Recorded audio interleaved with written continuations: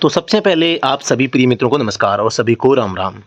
आप सभी का एक बार फिर से स्वागत करता हूं स्टडी टूम परिवार में। और आप अगर किसी भी ड्राइवर एग्जाम या कंडक्टर एग्जाम की तैयारी कर रहे हैं तो आज का ये जो सेशन है बहुत ही शानदार सेशन रहने वाला है।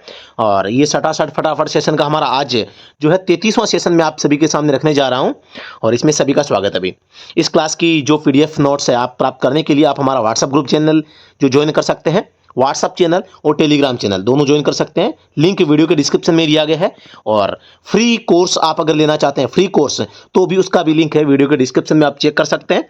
जी हाँ दोस्तों, शुरू करते हैं आज का सेशन। और वाहन वह मशीन है जो खालिस्तान का वहन करती है। जनता या माल उपयुक्त सभी सभी को पता है कि जो मशीन होती है ना, ये वाहन एक ऐसी मशीन है जो कि जनता का माल का इन दोनों का करती है, मतलब उपयुक्त सभी। ऑप्शन नंबर 4 सही हो जाएगा। मोटर वाहन अधिनियम खालिस्तान का अधिनियम है। किसका अधिनियम है? इसको किसने बनाया है? आप सभी को पता है पूरे भारत में लागू है।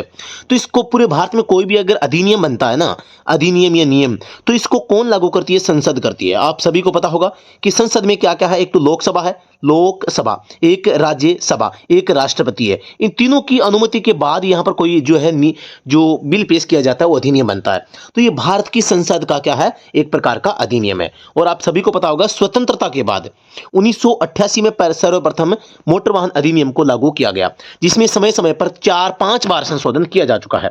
सबसे पहला संशोधन 94 में हो चुका था, अंतिम संशोधन 2019 में हो चुका है।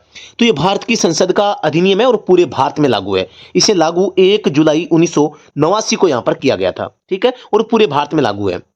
मूर्त का अर्थ होता है, अब ये जो मोटर वाहन अधिनियम है इसके लिए आप सभी को पता होगा कि यातायात को नियमन करने के लिए एक डिपार्टमेंट की भी आवश्यकता होती है जो कि ministry of road transport and highways, इसका पूरा नाम होता है। ऑप्शन नंबर डी इसका जवाब सही हो जाएगा। ठीक है, अगले प्रश्न पे चलते हैं। कोई भी व्यक्ति किसी भी सार्वजनिक स्थल में खालिस्तान के बिना वाहन नहीं चला सकता। किसके बगैर? अब अगर आप कोई पब्लिक प्लेस में गाड़ी चला रहे हैं तो आपको चालक लाइसेंस आपके पास में होना चाहिए। मोटर वाहन अधिनियम जो है इसकी जो धारा 3 है, धारा 4 है, ये बंद करती है कि आपके पास में लाइसेंस होना चाहिए। धारा 4 कहती है आपकी उम्र पूरी होनी चाहिए, समझदार आप होनी चाहिए। ये दोनों नहीं है तो आप एक अपराधी हैं और आपके ऊपर जुर्माना 5,000 का लगाया जा सकता है, वो भी धारा 181 के तहत। ठीक है ना, तो ये बिना लाइसेंस गाड़ी चलाने पर होता है। तो ऑप्शन नंबर सी हो जाएगा। इसके अलावा जो चालक लाइसेंस होता है, आप सभी को पता है बिना गियर की बात आ जाए, बिना गियर या 50-80 सीसी से कम की बात आ जाए तो यहां पर आप 16 साल की उम्र में भी लाइसेंस अप्लाई कर सकते हैं। अगर आप गियर वाली गाड़ी या 50 सीसी से ज्यादा की गाड़ी चलाना चाहते हैं तो आपकी उम्र यहां पर 18 साल होना जरूरी है। नाम आ जाए मोटर कार या मोटर वाहन चलाने के लिए उम्र, तो यहां पर आपको 18 ही बतानी है। पब्लिक प्लेस में चलाने की बात हो तो भी 18। अगर कॉमर्शियल व्हीकल या वाणिज्यिक वाहन या ट्रांसपोर्ट व्हीकल चलाना हो तो आपकी उम्र 20 साल आपकी होनी चाहिए। प्रश्न 5, मोटर वाहन अधिनियम में नवीनतम संशोधन 2019 में किया गया जो कि 1 सितंबर 2019 से इसमें लागू किया गया। आप सभी को पता होगा। और ये 5वां संशोधन था। कौन सा था? 5वां संशोधन इसमें किया गया था, जिसमें आप सभी को पता होगी मोटा मोटी मैं बात करता हूं तो यहां पर एक तो नेक व्यक्ति है ना, एक तो नेक व्यक्ति जोड़ा गया, धारा 134 नेक व्यक्ति 134 ए में जोड़ा गया था। एक गोल्डन हॉर का भी जोड़ा गया, धारा 2 की उपधारा 12 ए में इसको जोड़ा गया। इसके अलावा जुर्माना में परिवर्तन किया गया। एचएमवी लाइसेंस है, इसकी जो एज होती है वो पहले 3 साल होती थी, अब 5 साल इसकी होती है। तो इस प्रकार से कई संशोधन इसमें हुए। नवीनतम संशोधन 2019 में हुआ। प्रश्न 6, एक दुर्घटना जिसमें मोटर वाहन की पहचान न हो पाई हो उसे दुर्घटना कहा जाता है। मतलब कोई एक्सीडेंट हो गया है जिसमें उस गाड़ी की पहचान नहीं हो पाती है जिसने एक्सीडेंट किया है, तो ऐसे जो दुर्घटना होती है ना उनको हिट एंड रन के नाम से अंग्रेजी में जानते हैं। और हिंदी में ठोकर मारना या भागना, है ना, बैठना गलत हो जाएगा, खड़ा होना गलत हो जाएगा। तो ऑप्शन नंबर 1 सही हो जाएगा। नवीनतम मोटर व्हीकल एक्ट के अनुसार चालक लाइसेंस वाहन रजिस्ट्रेशन को प्राप्त करने के लिए अनिवार्य होगा। यानी आप डीएल प्राप्त करते हैं या आप आरसी प्राप्त करते हैं तो आपको एक ऐसा दस्तावेज जो आपके पास होना चाहिए वो है आधार कार्ड। अब आधार कार्ड क्या है? कंपलसरी कर दिया गया है। आपके पास में आधार कार्ड नहीं है तो आप ड्राइविंग लाइसेंस और आरसी नहीं बनवा पाएंगे। अगले प्रश्न पे चलते हैं। मैक्ट का पूरा नाम है या इसका अर्थ आपको बताना है। तो इसका पूरा नाम होता है मोटर एक्सीडेंट क्लेम ट्रिब्यूनल। कोई एक्सीडेंट हो जाता है और आपको उचित क्लेम नहीं मिल पाता है या आपके साथ अन्याय होता है तो आप एक अपील कर सकते हैं, जिसके लिए आपको 30 दिन का टाइम होता है। तो ये अपील आप मोटर एक्सीडेंट क्लेम ट्रिब्यूनल में करते हैं और इसकी स्थापना धारा 165 के तहत की जाती है। आपातकालीन वाहन वह वाहन वाहन है जिसका उपयोग केवल किसके लिए किया जाता है? आपातकालीन इमरजेंसी व्हीकल जो होते हैं वो पुलिस के लिए, अग्निशमन के लिए, एम्बुलेंस के लिए उपयोग सभी।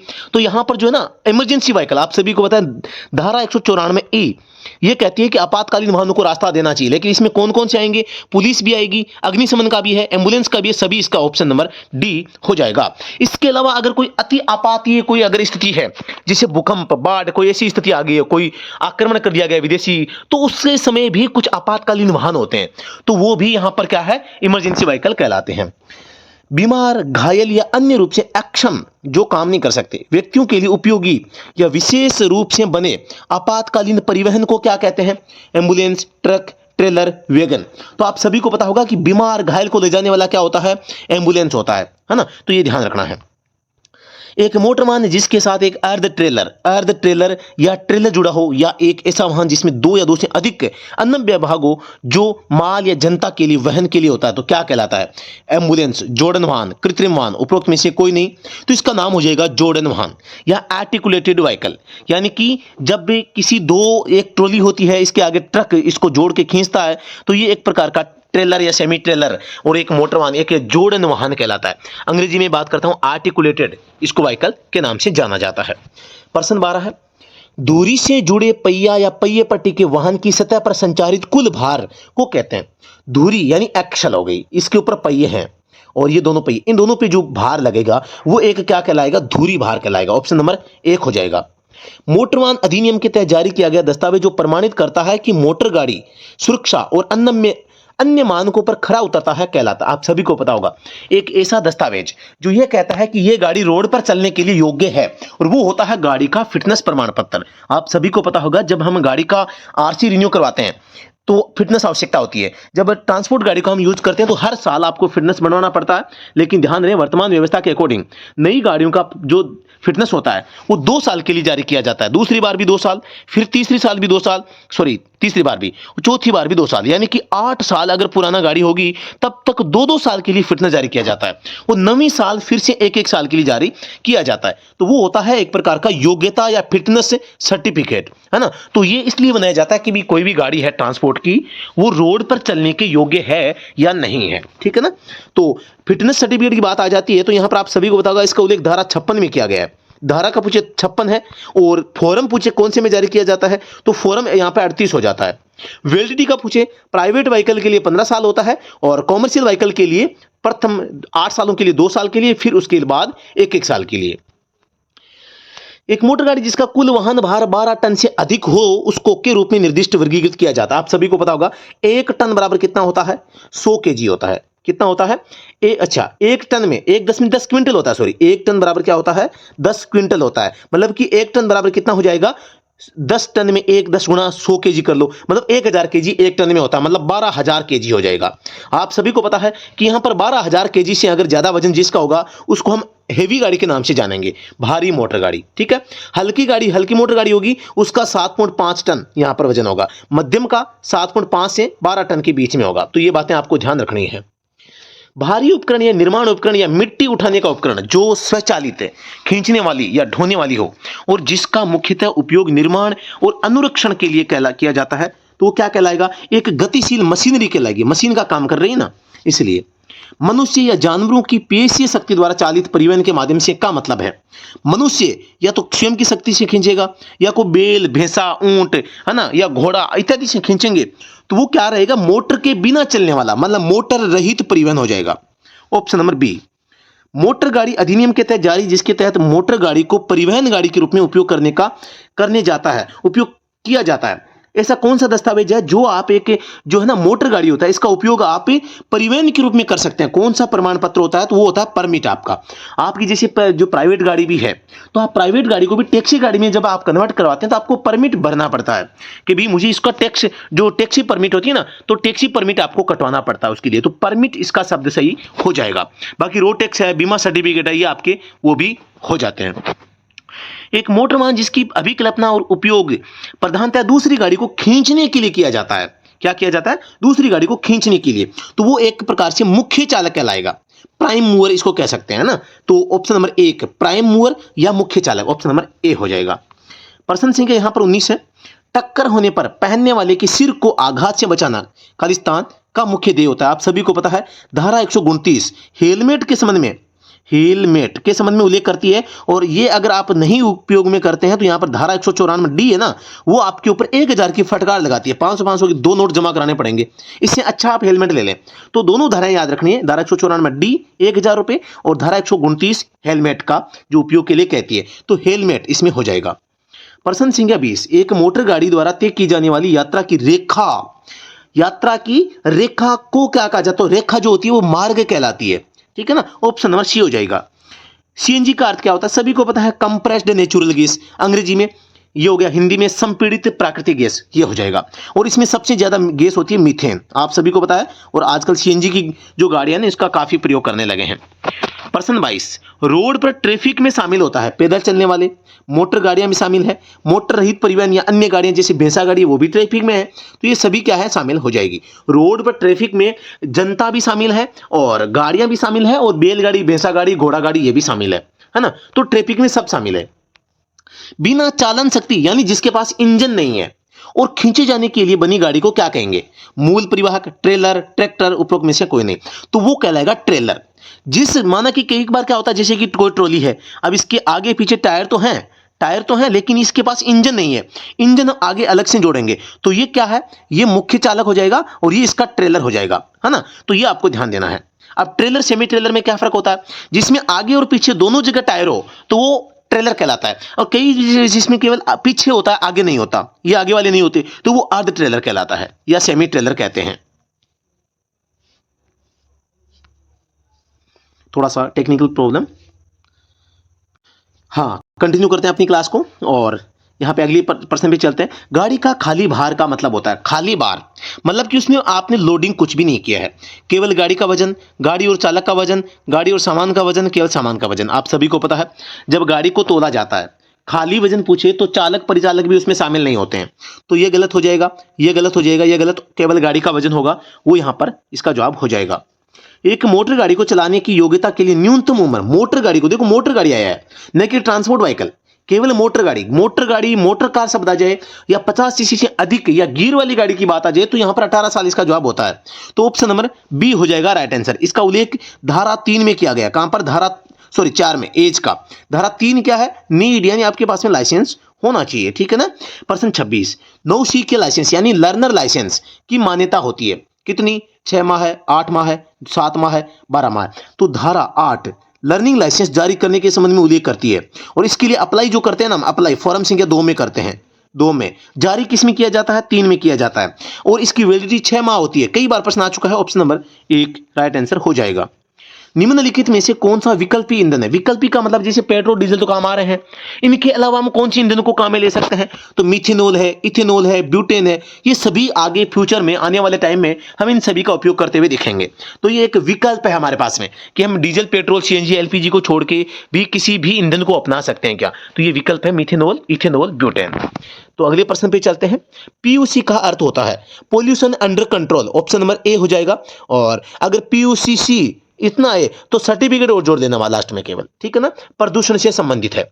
और जो आजकल आप सभी को पता है कि BS4 व 6 की जो गाड़ियां ना, इनके लिए जारी किया जाता है 12 माह के लिए, बाकी की जो गाड़ियां उनके लिए जारी किया जाता है 6 माह के लिए। मतलब कहने का मतलब है BS4 जो है आप सभी को पता होगा 2017 में लागू हुआ था, मतलब 2017 से पहले की कोई गाड़ी है तो उसके लिए 6 माह का होगा, और 17 के बाद की गाड़ी है तो 12 माह के लिए होगा। ये कॉमन सेंस आप लगा सकते हैं। प्रश्न 29, अरिये यानी कि रेडियल टायरों के क्या फायदे हैं? रेडियल टायर आप सभी को पता है आजकल जब टायर आते हैं जैसे कि लिखा होता है 7.15 और यहाँ पे R15 है ना, तो ये होता है 15 डायमीटर। R का मतलब ना रेडियल बनावट है, और ये होता है इसका टायर की चौड़ाई। तो 7.15 R15 का टायर, तो इसमें जो R होता है ना, ये रेडियल टायर की बनावट है। यानी कि जो टायर होते हैं 2 प्रकार के होते हैं, रेडियल बनावट में, एक क्रॉस प्लाई जो बनावट में। तो यहां पर जो रेडियल टायर होते हैं ना, ये एक ऐसी बनावट है जब गाड़ी चलती है तो इनके टायरों पर जो है ना घर्षण भी उच्च होता है लेकिन घिसते कम है, और टायर लंबे समय तक चलते हैं। तो इसकी रेडियल बनावट के आधार पर इसको रेडियल कहा गया है। तो इसकी क्या है, एक प्रकार की जो है बनाने की जो है ना जो टाइप है, तो इससे क्या होगा, कम ईंधन खपत होगा, उच्च गतियों पर टायरों में कम ऊष्मा उत्पादन, मतलब ये हीट कम पकड़ेंगे, अच्छा परिचालन, बेहतर रोड संपर्क रहेगा, यानी फ्रिक्शन भी ज्यादा रहेगा, घर्षण ज्यादा रहेगा। एक हल्की मोटर गाड़ी जिसका उपयोग ड्राइवर को छोड़ 6 तक व्यक्तियों को ले जाने हेतु किया जा सकता है।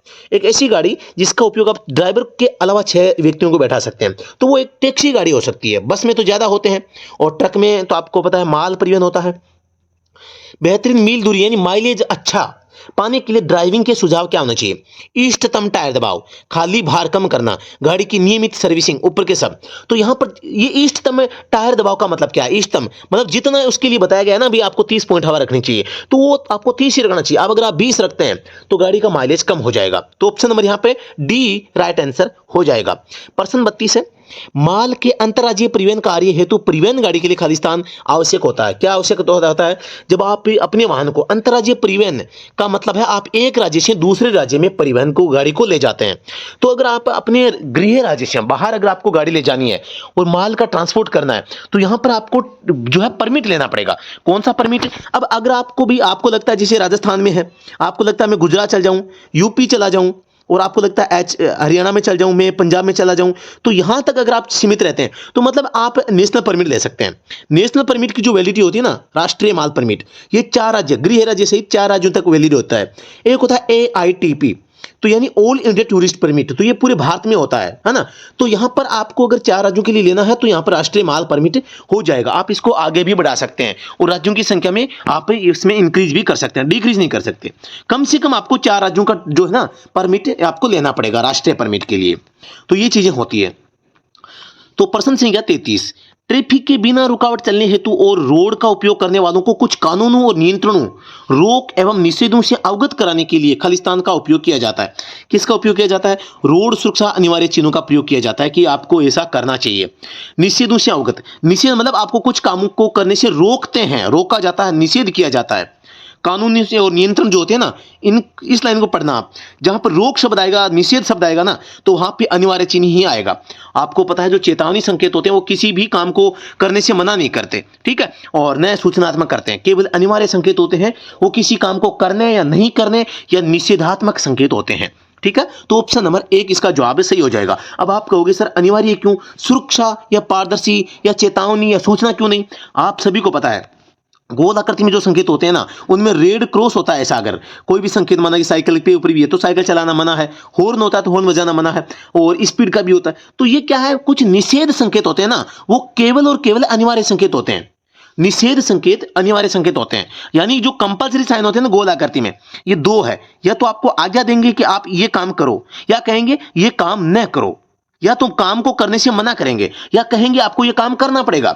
जैसे कि अनिवार्य कीप लेफ्ट का संकेत है, वो कहता है आपको बाएं रहना पड़ेगा, आपको रहना ही पड़ेगा। कीप लेफ्ट का मतलब है, मतलब गाड़ी रोड पर चलाओगे तो आपको लेफ्ट में ही रहना पड़ेगा, ये कीप लेफ्ट कहता है।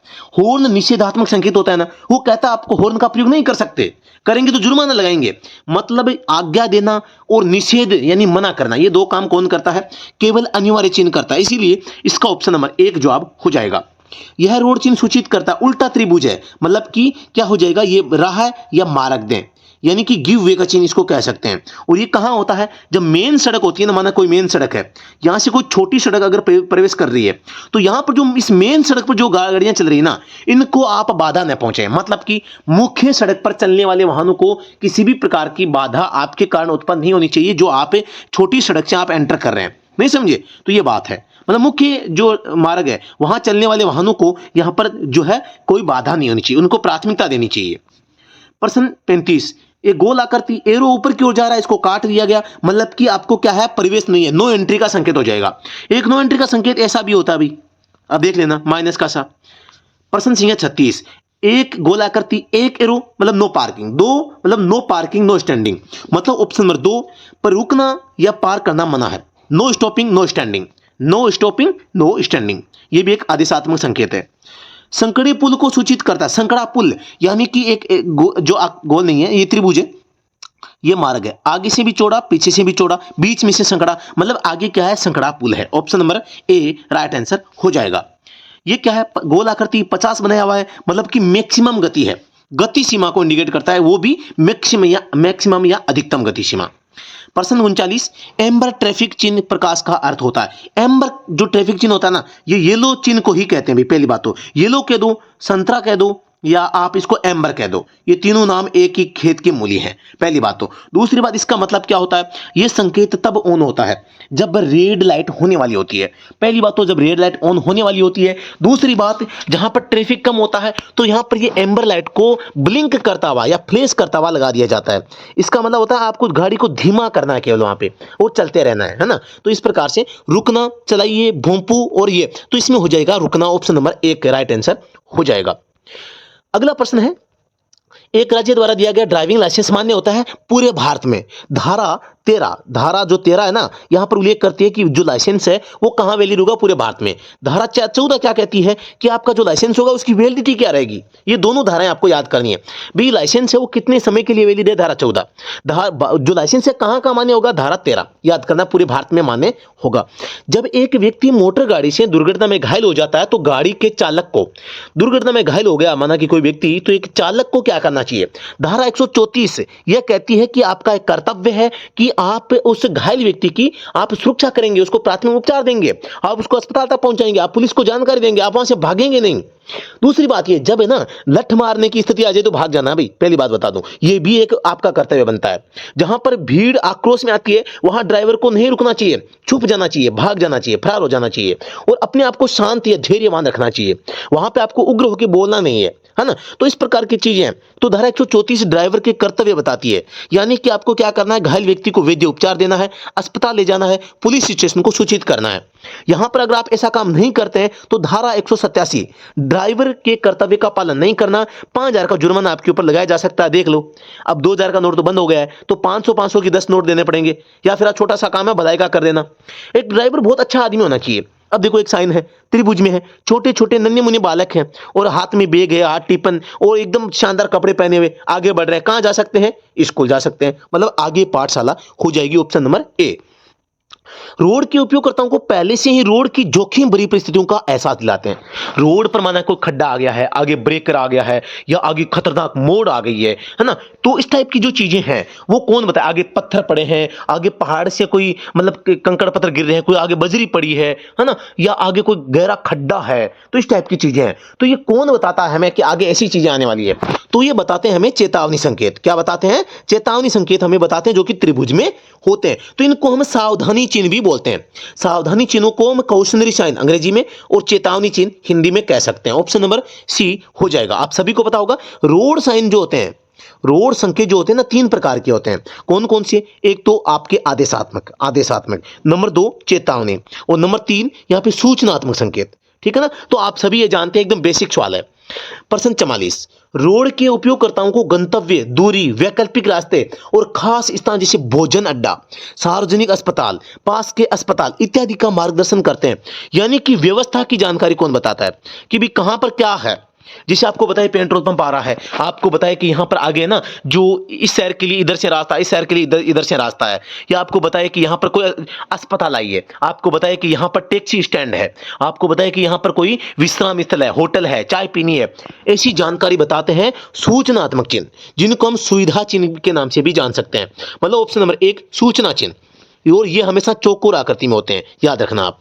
प्रश्न 45, एसपीएम का अर्थ होता है, एसपीएम एक प्रकार का पोल्यूशन है। क्या है, पोल्यूशन है। और ये एसपीएम जो है ना, इसका मतलब होता है suspended particulate matter, option number 2 हो जाएगा। और ये डीजल इंजन से निकलता है। पहली बात तो पार्टिकुलेट मैटर होता है ना, ये एक प्रकार के महीन कण होते हैं। दिल्ली में जब लोग चलते हैं और वो जब खुले मुंह करके चलते हैं ना, तो उनके मुंह के ऊपर जब गोरे गोरे लोग है ना, गोरे गाल वाले लोग, उनके भी गाल काले हो जाते हैं। क्यों हो जाते हैं, क्योंकि वहां पर पोल्यूशन बहुत ज्यादा है, बहुत ज्यादा इंक्रीज हो रखा है, और उनका मुंह है काला हो जाता है। क्योंकि जो वातावरण में जो कालिक होती है ना, कार्बन के कण हो चाहे वो किसी भी प्रकार के कण हो, ये सस्पेंडेड पार्टिकुलेट मैटर मतलब जो सस्पेंड किए गए, किसके द्वारा, वाहन के द्वारा, तो ये वातावरण में विचरण करते रहते हैं। और आप खुले मुंह से जाओगे तो श्वास के माध्यम से आपके अंदर शरीर में भी जाएंगे और आपके जो त्वचा उसके ऊपर भी चपक जाएंगे। तो ये होता है सस्पेंडेड पार्टिकुलेट मैटर के कारण। जी हाँ दोस्तों, तो अगले प्रश्न पे चलते हैं। गाड़ी की पिछली पाइप, टेल पाइप से निकलता है, क्या निकलता है, आप सभी को पता होगा कि hydrocarbon, sulphur dioxide, carbon monoxide, ये सभी निकलता है भाई, है ना। तो ये सभी निकलते हैं उसमें से। तो ये सारे के सारे जो चीजें ना, यहां पर सबसे ज्यादा निकलता है कार्बन मोनोऑक्साइड CO, और ये इस प्रश्न में दे रखा है, देखो सी पे सबसे ज्यादा खतरनाक है, ज्यादा नहीं निकलता, सबसे ज्यादा खतरनाक है भाई। मात्रा तो इसको 0.03 है भाई, 0.03% है, लेकिन बहुत खतरनाक है। है ना। तो ये अब आप कहोगे एक कैटेलिटिक कन्वर्टर लगाते हैं हम साइलेंसर में, इसका काम होता है सीओ की मात्रा को कम करना और इसको सीओ को CO2 में बदल देना, है ना, जो कि हमारे लिए नुकसानदायक नहीं होती। तो ये ऊपर के सब हो जाएंगे भाई। हाइड्रोकार्बन क्या होते हैं आपको पता है ना, हाइड्रोकार्बन होता है डीजल या पेट्रोल इंजन के अंदर जाते हैं, वो गलत टाइमिंग, फ्यूल पंप का खराब हो जाना या गलत समय पर गलत अगर फ्यूल इंजेक्ट करेगा इंजन के अंदर तो वो पूरा जल नहीं पाएगा, या जो हेड गैस्केट लीक हो जाती है या कोई सा भी कारण हो, इंजन जब पूरे तेल का डीजल या पेट्रोल का कंज्यूम नहीं कर पाता ना तो आधा जला हुआ ईंधन बाहर चला जाता है। तो इसके लिए हाइड्रोकार्बन से आधा जला हुआ ईंधन बाहर निकलना इसको कहा जाता है। आप सभी को पता होगा आजकल गाड़ियों में एक वो लगाते हैं EGR यानी कि एग्जॉस्ट गैस रिसर्कुलेशन सिस्टम लगाया जाता है, जो कि टर्बो चार्जर से लेके वापस जो इंजन में हवा जाती है ना वहां पे कनेक्ट होता है। तो ये EGR सिस्टम क्या करता है, जो इंजन से धुआं निकलेगा उसमें अगर भी आधा जला हुआ ईंधन है तो उस धुएं को वापस वो इंजन के अंदर भेजेगा। तो ये काम आप देखते हैं गाड़ी में EGR सिस्टम भी आजकल लगाया जाता है, तो इसको भी आप याद रखना।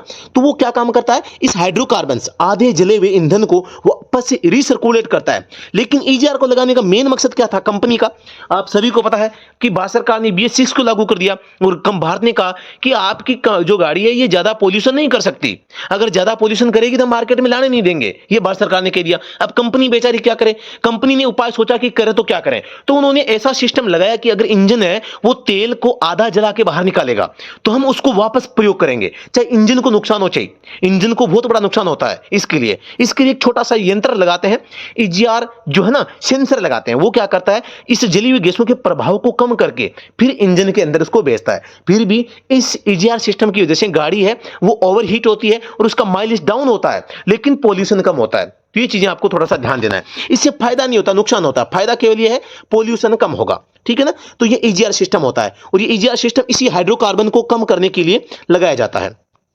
शून्य उत्सर्जन गाड़ी मतलब ऐसी गाड़ी कौन सी जो उत्सर्जन करती नहीं है, तो बाइसिकल, बस, डीजल कार, पेट्रोल कार। तो यहां पर देखो भाई कोई गाड़ी तो ऐसी होती नहीं है, बस भी है, डीजल भी है, पेट्रोल है, फिर ये बाइसिकल साइकिल होती है ना आपके हाथ पांव से जो चलने वाली, तो वो गाड़ी आपके शून्य उत्सर्जन कर देगी, आप साइकिल का उपयोग करते रहिएगा। पीछे के आईने के लिए खालिस्तान, पीछे के आईने के लिए आईने का उपयोग किया जाता है, किसका, अवतल दर्पण, सादा, सामान्य, उत्तल। आप सभी को पता होगा उत्तल दर्पण का प्रयोग है वो रियर व्यू मिरर में प्रयोग किया जाता है। साइड मिरर की बात करें तो भी इसमें भी इसी मिरर का प्रयोग करते हैं, उत्तल दर्पण हमेशा काम में आता है। प्रश्न 49, एक दुर्घटना जिसमें बीमा की गई गाड़ी की गलती हो तो अन्य पार्टी खालिस्तान द्वारा किए गए उसके कानूनी दावों की क्षतिपूर्ति बीमा कंपनी करती है। तो किसके द्वारा, तो यहां आप सभी को पता है कि अगर जब कोई दुर्घटना हो जाती है ना तो क्लेम कौन करेगी, तीसरी पार्टी। मतलब कि एक तो क्या है, गाड़ी है, ये गाड़ी हो गई, एक इसका चालक हो गया। अब गाड़ी का चालक के पास में DL है और गाड़ी के पास में इंश्योरेंस है, ठीक है ना। अब कोई तीसरा आदमी चपेट में आ गया, टांग टूट गई, 50,000 रुपए का क्लेम आया, तो ये 50,000 अब कौन देगा, क्योंकि इंश्योरेंस भी है, DL भी है, तो ये थर्ड पार्टी बीमा अगर हो रखा है तो कंपनी को क्या करेगी, ये 50,000 रुपए देगी, है ना। ये होता है थर्ड पार्टी बीमा। लेकिन थर्ड पार्टी बीमा में अब अगर इस गाड़ी को कोई नुकसान हो गया या चालक की खुद की टांग टूट गई ना तो कंपनी कुछ नहीं देगी, कंपनी केवल थर्ड पार्टी बीमा मतलब तीसरे आदमी का जो नुकसान हुआ ना वो देगी। इसीलिए हम क्या करवाते हैं, गाड़ी का फुल इंश्योरेंस करवाते हैं, जिसमें गाड़ी का नुकसान या चालक के ऊपर भी कुछ अगर हो जाता है ना कुछ, तो उसको भी क्लेम है वो मिल सकता है ना। तो ये चीजें आपको ध्यान में रखनी है। प्रश्न 50, ABS का अर्थ होता है, ABS का मतलब होता है anti lock braking system. Anti lock braking system क्या करता है, जब आप गाड़ी के ब्रेक लगाते हैं, आप देखते हैं गाड़ी 80 की स्पीड से भाग रही है, आप ब्रेक दबाते हैं, फिर भी ब्रेक टायर को पकड़ते नहीं है। क्यों नहीं पकड़ते, क्योंकि वहां पर एक ऐसी युक्ति लगी है जो कि गाड़ी के ब्रेक को टायर को पकड़ने से बचाती है। आप सपोज करो 80 की स्पीड से भाग रही गाड़ी है, ब्रेक दबाते ही अगर ब्रेक शूज टायर को कस के पकड़ ले तो क्या स्थिति होगी, गाड़ी पलटी मार जाएगी, गाड़ी फिसल जाएगी, गिर जाएगी और दुर्घटना हो जाएगी। इसी चीज से बचने के लिए गाड़ी के ब्रेकिंग सिस्टम में हम एंटी लॉक ब्रेकिंग सिस्टम का यूज करते हैं, यानी कि ब्रेकों को लॉक होने से बचाने का काम करता है। और ये कई प्रकार की जो चीजें हैं करने में सक्षम होता है, जैसे कि ब्रेकिंग डिस्टेंस को, गाड़ी को कम दूरी पर रोकने में सक्षम है, गाड़ी को मोड़ते समय भी आप ब्रेकिंग का इस्तेमाल कर सकते हैं और गाड़ी को ब्रेकिंग के दौरान भी आप गाड़ी को चला सकते हैं। मतलब एक तरह से इंजन गाड़ी को चला रहा है और एक्सीलरेटर दबा रहा है, साथ में आप ब्रेक का भी इस्तेमाल कर सकते हैं। ये इस प्रकार की चीजें हैं वो करने में एंटी लॉक ब्रेकिंग सिस्टम है वो उपयोगी होता है और फिसलन से भी बचाता है, मेन काम ये भी है ना। तो ABS का मतलब है एंटी लॉक ब्रेकिंग सिस्टम और ये हमेशा ब्रेकिंग सिस्टम से संबंधित है। तो साथियों आज का जो सेशन है फटाफट सटासट सेशन आप इसमें जुड़े हुए हैं और उम्मीद करता हूं कि आपको ये समझ में आया होगा, पसंद आया होगा। दोस्तों इस क्लास की पीडीएफ प्राप्त करने के लिए आप हमारा स्टडी एट होम ऑफिशियल जो व्हाट्सएप चैनल है, टेलीग्राम चैनल है, ज्वाइन कर सकते हैं। लिंक वीडियो के डिस्क्रिप्शन में है। तुरंत क्लास का नोटिफिकेशन यहाँ पर आएगा। किसी भी ड्राइवर एग्जाम की तैयारी करें, सारे सेशन आपको यहाँ पर मिल जाएंगे। तो इसके लिए आप हमारा ऐप डाउनलोड कर सकते हैं। फ्री कोर्स भी हमने लॉन्च कर रखा है, फ्री और पेड दोनों कोर्स। हमारा जो ऐप है स्टडी एट होम, इस ऐप के ऊपर आप प्राप्त कर सकते हैं। किसी भी प्रकार की क्वेरी जानकारी के लिए नंबर आपको स्क्रीन पे दिखाई दे रहे हैं। चाहे आपको कोई टेस्ट सीरीज लेनी हो, चाहे आपको मतलब कोई ई बुक या पुरानी भर्तियों के पेपर, ऑनलाइन कोर्स लेना हो, पीडीएफ नोट्स लेने हो, सारा का सारा मटेरियल हमारे पास में अवेलेबल है। जो भी आपको चाहिए तुरंत आप संपर्क कर सकते हैं। जी हाँ दोस्तों, नमस्कार, धन्यवाद, जय हिंद, वंदे मातरम।